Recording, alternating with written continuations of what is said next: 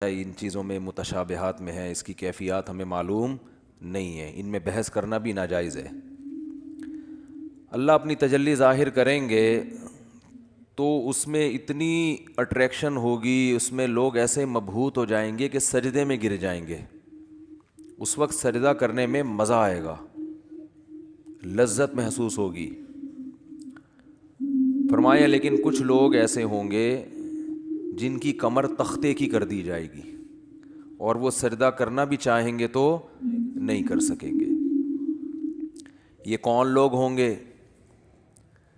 فرمایا یہ وہ لوگ ہوں گے جن کو دنیا میں سجدے کے لیے، نماز کے لیے بلایا جاتا تھا، وہم سالمون، اس وقت ان کی کمر صحیح تھی، تختے کی نہیں تھی، یہ کمر جھکا سکتے تھے، سجدہ کر سکتے تھے، نماز پڑھ سکتے تھے۔ اس سے اندازہ ہوتا ہے کہ اللہ کی نظر میں دنیا میں جب ہمیں سجدے کے لیے بلایا جاتا ہے تو ہم اس کو ہلکا لیتے ہیں، لیکن اللہ کی نظر میں اس کی بہت بڑی قیمت ہے، بہت ویلیو ہے اللہ کی نظر میں اس کی۔ اس لیے خوب اچھی طرح سمجھ لیں کہ نماز کو ہلکا نہیں سمجھنا چاہیے۔ آج ہمیں بے نمازیوں کے بارے میں افسوس نہیں ہوتا، وہ تو پڑھتے ہی نہیں ہیں۔ نمازیوں کے بارے میں افسوس ہوتا ہے کہ جو نمازی بھی ہیں نا، تو وہ بھی اپنی نماز کی ایسے حفاظت نہیں کرتے جیسے اللہ نے حکم دیا ہے۔ انہوں نے بھی ایک سائیڈ میں ایک چیز رکھا ہوا ہے کہ جب سارے کاموں سے فارغ ہو گئے تو چلو کیا پڑھ لیتے ہیں؟ نماز پڑھ لیتے ہیں۔ یہ جو قرآن میں اللہ نے فرمایا یوم یدع وہم کیا ہے، یوم یکشف عن ساق ویدعون الی السجود فلا یستطیعون خاشعۃ ابصارهم ترہقہم، نہیں، یہ آیت میں یوم یکشف عن ساق ویدعون الی السجود فلا یستطیعون، آگے کیا ہے؟ خاشعۃ ابصارهم ترہقہم ذلہ وقد كانوا يدعون الى السجود وهم سالمون۔ فرمایا دنیا میں انہیں سجدے کے لیے بلایا جاتا تھا، تو یہ کب بلایا جاتا ہے؟ اذان۔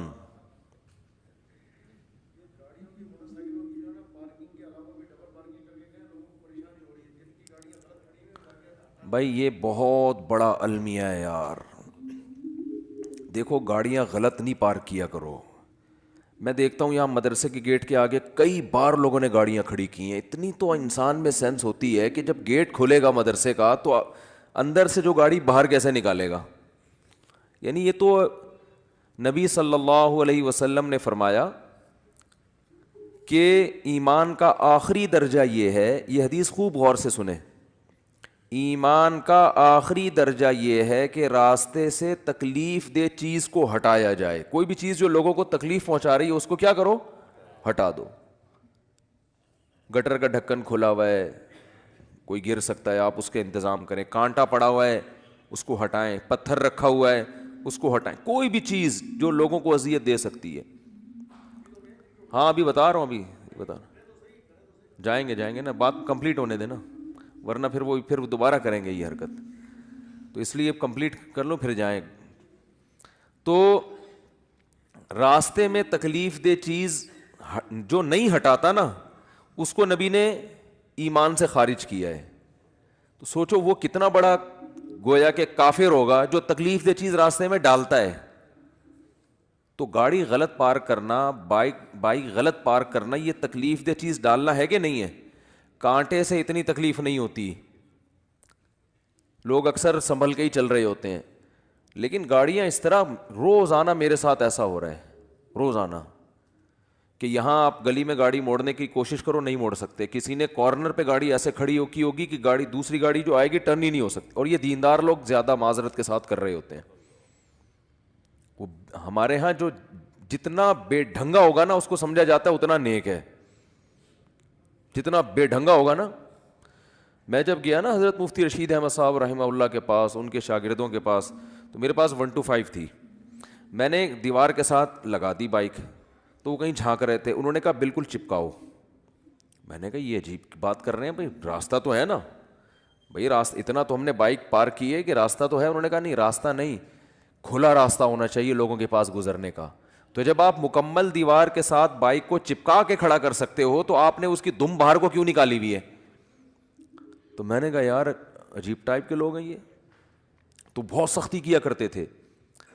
تو راستے سے تکلیف دہ چیز جو نہ ہٹائے وہ ایمان سے خارج ہے, تو جو راستے میں تکلیف دہ چیز ڈالے وہ کتنا بڑا بے ایمان ہوگا معذرت کے ساتھ. تو ابھی تو آپ لوگوں سے غلطی سے اس لیے میں کہہ رہا ہوں کہ اب جس نے غلط گاڑی پارک کی ہے وہ اٹھے گا ہی نہیں نا ہمیں اپنے بے ایمان کا فتویٰ لگا دیا. تو ہم اچھا گمان رکھتے ہیں آپ نے جان کر نہیں کیا ہوگا, غلطی سے کیا ہوگا, بلکہ آپ نے گاڑی صحیح پارک کی ہوگی یا بائک صحیح پارک کی ہوگی, کسی نے ہٹا دی ہوگی. تو جن جن نے غلط پارک کی ہے جا کے ذرا گلی کھولے, جا کے اڑ جائیں. ہم لوگ دیکھ بھی نہیں رہے, آنکھیں بند کر لو بھائی, ہم نہیں دیکھ رہے. شاباش شاباش. اور آئندہ اس سے توبہ کریں. تو پیچھے سے تو دیکھ سکتے ہیں نا. اچھا, تو بائکیں جو ہے نا بالکل چپکا کے کھڑی کیا کریں دیوار سے, اور گاڑی بھی. اور گاڑی تو سامنے روڈ پہ کھڑی کرتے ہیں, ابھی کیمرے لگے ہوئے ہیں الحمدللہ چاروں طرف, ہم نے ٹھیک ٹھاک سیکیورٹی کا انتظام کیا ہوا ہے جو اسباب کی دنیا میں. تو چور بھی انشاءاللہ بھاگے گا نہیں, کہیں بھی پکڑا جائے گا. اور یہاں بھی کیمرے لگے ہوئے, وہ دیکھو وہ بھی لگا ہوا ہے, یہ بھی لگا ہوا ہے, دیکھ رہے ہیں. تو کسی کی جیب میں ہاتھ ڈالنے سے پہلے, کیونکہ جیب کترے بھی ہیں یہاں پہ, ان کو پتہ ہی نہیں ہوتا کہ کیمرہ لگا ہوا ہے. تو ہر طرح کیمرے لگے ہوئے ہیں جو ایک ظاہری اسباب ہو سکتے ہیں. اور سیکیورٹی گارڈ بھی بیٹھے ہوئے ہیں. کچھ سیکیورٹی گارڈ تو آپ کو وردی میں جو نظر آ رہے ہیں نا, اسلحہ کھلا لے کے گھوم رہے ہیں, کچھ یہیں بھی بیٹھے ہوئے ہوتے ہیں, سمجھ رہے ہو. تو آپ میں سے کسی کو نہیں پتہ ہے کہ ادھر کس کی پینٹ میں کیا رکھا ہوا ہے اور کس کی شلوار میں کیا رکھا ہوا ہے. تو خیر بات کیا چل رہی تھی؟ بات چل رہی تھی نماز. ہو سکتا ہے میرے بھی آواز بھی اسلحہ لگایا وہ میں نے, تو ہم بھی اتنے نیک نہیں ہیں جتنا آپ سمجھتے ہو ہم کو, سمجھ رہے ہو نا. نیک سے مراد جو بالکل ہی بیوقوف لوگ سمجھتے ہیں نا. تو باقی یہ کہ اسباب کی دنیا میں انسان احتیاط کرتا ہے. باقی وہ بہاری لوگ کہتے ہیں کہ جب انسان کی موت آتی ہے تو اونٹ پہ بیٹھے ہوئے آدمی کو بھی کتا کاٹ لیتا ہے. تو وہ اللہ نے جب تک زندگی دینی ہے دے گا, جب اٹھانا ہوگا تو ویسے ہی اٹھا لے گا اللہ تعالیٰ. پھر تو سب کچھ ہو سکتا ہے نا. تو ایک ظاہری لحاظ سے جو کچھ ہو سکتا ہے وہ کرتا ہے انسان, باقی اللہ چاہے گا تو وہ سب کچھ ہو سکتا ہے. ایک چھوٹا سا مچھر انسان کو مار سکتا ہے, تو ایک چھوٹی سی گولی مار سکتی ہے انسان کو, کچھ بھی ہو سکتا ہے. خیر, تو بات یہ چل رہی تھی کہ اللہ نے فرمایا جب ان کو دنیا میں سجدے کے لیے بلایا جاتا تھا تو یہ نہیں آتے تھے. تو جو اللہ جب بلاتے ہیں اس بلانے کو کیا کہا جاتا ہے؟ اذان. اذان بڑی زبردست چیز ہے. مجھے تو حقیقت بتاؤں, جو میرے جیسا نالائق جو نماز کی ٹوٹی پھوٹی اہمیت اللہ نے ہمارے دل میں پیدا کی نا, وہ اذان کی وجہ سے, کہ اللہ کو نماز سے اتنی محبت ہے, اتنی محبت ہے, اتنی محبت ہے کہ ہر دفعہ پوری تقریر مؤذن سے کہلوائی جاتی ہے. دیکھو جب بھی کسی چیز کی طرف آپ لوگوں کو بلاتے ہیں, اگر وہ کام بار بار ہو رہا ہے نا, ایک دفعہ ہوگا تو آپ اناؤنسمنٹ کرتے ہیں, بار بار ہو رہا ہے تو ایک دفعہ کی اناؤنسمنٹ کافی ہوتی ہے. ایک دفعہ کی, جیسے آپ کی جب جاب لگتی ہے تو آپ کا باس آپ کو ایک دفعہ بتا دیتا ہے کہ بھئی 8 بجے سے ٹائم شروع ہوگا اور شام 4 یا 5 یا 8 بجے تک آپ کی. ایک دفعہ اناؤنسمنٹ کیا ہے؟ بولو نا, کافی ہے, بس بتا دیا بھائی, سگنیچر لے لیے کہ بھئی یہ ٹائمنگ ہے آپ. یہ 9 بجے عام طور پہ دفتروں میں 9 بجے کا ٹائم ہوتا ہے, اور گورنمنٹ کے جو دفتر ہیں 3:30 پونے 4 بجے کا ٹائم ہوتا ہے اس میں شام کو.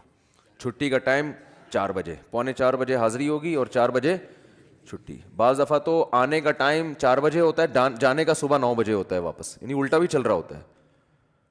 جو پریکٹیکلی ہو رہا ہے نا کہ اس ٹائم پر آئے کہ جب جانے کا ٹائم گزر چکا تھا, ٹھیک ہے نا.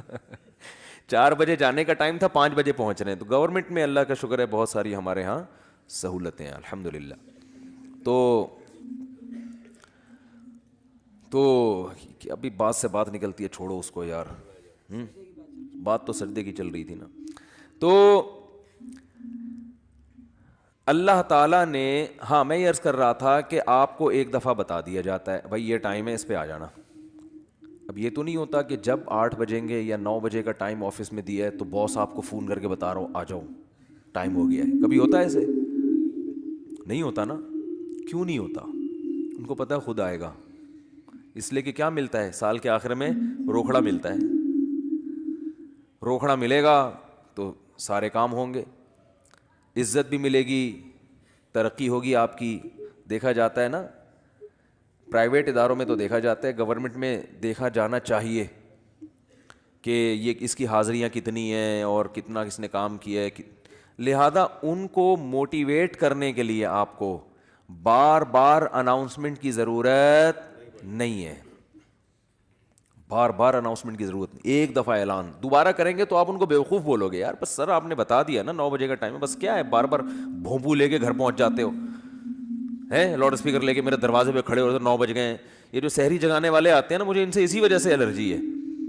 اور بھائی ہمیں پتہ ہے یار سب کو, جس نے روزہ رکھنا ہے وہ اٹھ جائے گا. اب وہ پھر وہ جو گھومنا شروع کرتے ہیں محلے پڑوس میں, ایک گھر کا نمبر رات 2 بجے آ رہا ہے, دوسرے کا نمبر رات 4 بجے آ رہا ہے.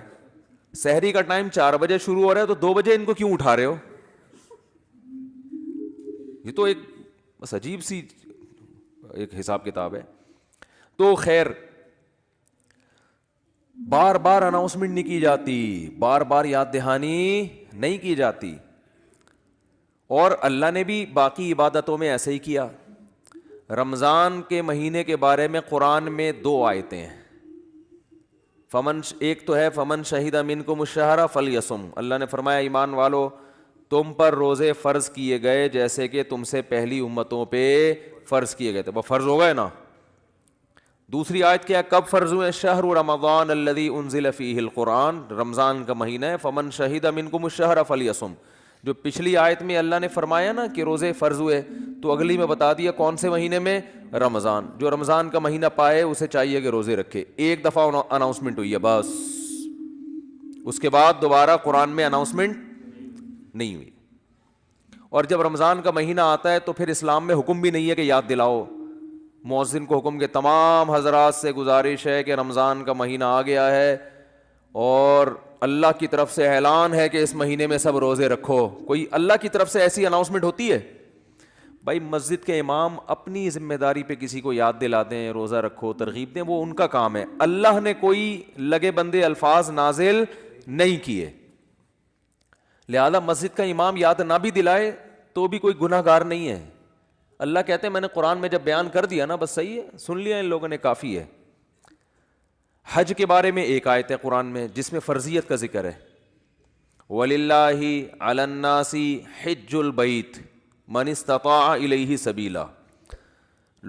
اللہ کے لیے لوگوں پر لازم ہے کہ وہ بیت اللہ کا حج کریں. جو وہاں